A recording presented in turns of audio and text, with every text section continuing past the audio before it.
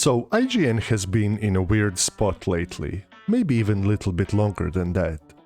But their reviews recently have had a little bit of an inconsistency to them, and this is probably not their first rodeo. Now, my goal with this video is not to shamelessly dunk on the IGN, but take a look at some of their blunders, assess a little bit of what's going on inside the IGN, and maybe most importantly, give them an IGN out of 10 award to see how they fare with us. So let's kick off this with a question. Do you think that unfinished game deserves to be reviewed at all?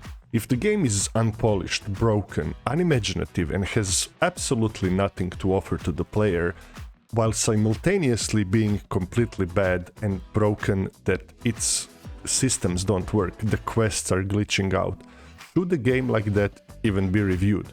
In my opinion, no. Those games should be 1 out of 10 at best, period.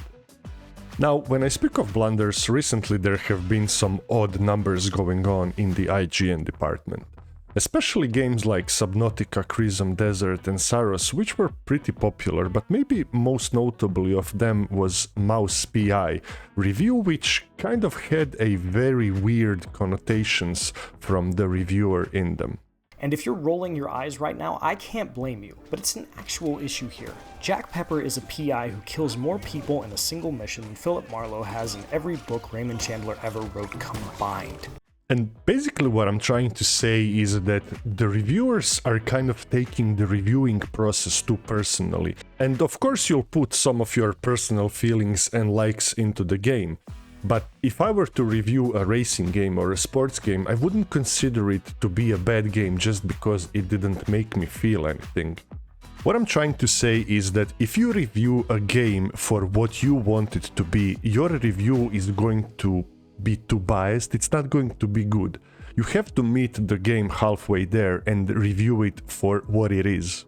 Now, all that being said, I do believe that IGN has some value in the grander sphere of game reviews. For instance, there is a lot of individuals who review only one type of games.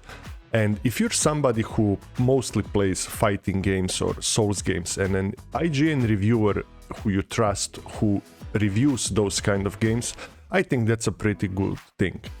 In general, I always feel like the reviewer is a part of the process. If you do not trust the reviewer, that doesn't mean that it's a bad reviewer. Maybe just your likes have not aligned. Still, I do feel like you need to be somewhat impartial and review the game for what it is. And of course, everybody has a freedom to grade and have feelings about the game as they want. But here is where we come to the problem, the way that the IGN is numbering their reviews. I personally love numbers at the end of review, but I think that they have sort of lost its meaning and have been twisted. So let's take a look at how IGN reviews their games. So the upper part of this list seems pretty legit. There is amazing, great, good, okay, mediocre. I think that is all perfectly reasonable, but then when you come down, there is bad, awful, painful and unbearable. And these examples of the games are, honestly, I have never heard about them. And the first time that I had problems with how IGN reviewed their things was with Redfall. Redfall was a game that, if you look at any other review, had nothing to go for it. It was buggy, it was incomplete, it was full of things that didn't work as intended, and it had absolutely zero imagination or will to make a good game. And they still gave it a 4. Now, to me, as I said at the beginning, unfinished, unpolished, and horrible game should not even be reviewed. I can forgive a bug or two, but games that are not working, they are not bad, they are unbearable at best. And this might come off as a weird parallel, but games are a product and you are buying it for a price. Imagine like if you had bought a washing machine but it's leaking or it's making some strange noises and the supplier is like, oh, don't worry, it's known bug, we'll fix it in the next 3 months. And it just feels to me like there is nobody behind the reins at IGN. And at the bottom of this website, they state that they have two goals when they are reviewing a game: to offer a critical view and to determine if your game is worth your time and hard-earned cash.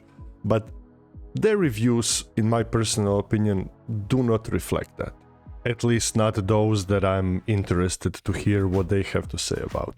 So yeah, IGN has not been relevant in my gaming life for a long time, but there is still one thing we have to do before I let you go on your way, and that is to give an IGN a grade out of 10. After careful consideration, I have decided to give it a brand that ate the reviews out of 10. So tell me, what do you think about IGN? What do you think about this video? And more importantly, what is the game that has made you lost your interest in watching IGN reviews? And if you like the video, please consider dropping a like, sub, commenting, and as always, thank you very much for watching.